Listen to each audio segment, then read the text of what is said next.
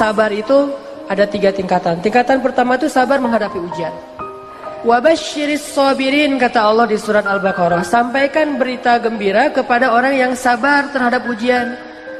Nah, gimana sabar terhadap ujian? Kalau kita dapetin ujian, kita tinggal bilang innalillah wa inna ilaihi raji'un. Dan itu kita katakan tuh dengan hati yang yakin. Ini semuanya kehendak Allah, dan pasti ada kebaikan di dalam setiap kehendak Allah.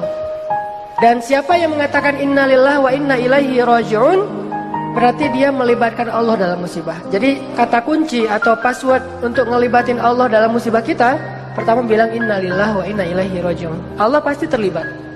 Jadi kalau kita pengen libatin Allah dalam musibah kita, pertama pakai passwordnya dulu. Langsung Allah tawarkan banyak jalan keluar dalam musibah kita, karena kita hanya perlu mengatakan innalillah wa inna ilaihi raji'un. Sabar level 2. Sabar level 2 itu adalah sabar dalam meninggalkan dosa. Ternyata ninggalin dosa juga butuh sabar. Sabar untuk nggak ngelakuin dosa, walaupun mungkin dosa itu udah biasalah, orang lain juga ngelakuin yang kayak gitu. Sabar untuk nggak kepoin Instagram orang misalnya, atau Instagram mantan misalnya ya. Karena kalau kita kepoin nggak bakalan sabar. Sabar untuk menjaga pandangan mata. Apalagi sabar untuk ninggalin, untuk tidak jalan sama dia kalau belum halal. Itu butuh kesabaran, dan itu nggak gampang. Apalagi kalau misalnya sesuatu yang benar-benar kita senengin gitu, kayak sabar untuk ninggalin hal yang sia-sia gitu.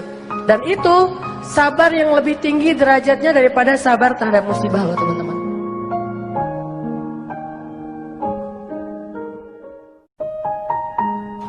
Sabar level 3 itu adalah sabar dalam beribadah. Jadi kalau level 1 itu sabar menghadapi musibah, level 2 sabar meninggalkan dosa, level 3 itu sabar dalam ibadah. Sholat sabar, puasa sabar, sedekah, tilawah, segala macam ibadah-ibadah sabar. Ini sabar yang paling tinggi nih.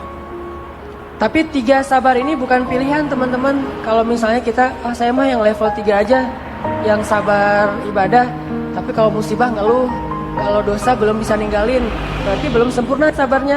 Baru disebut orang yang sabirin kalau dia bisa sabar dengan 3-tiganya. Kalau kita nggak sabar dalam ketaatan, dalam berbuat baik, bisa jadi kita kehilangan pahala berbuat baik hanya gara-gara tidak sabar.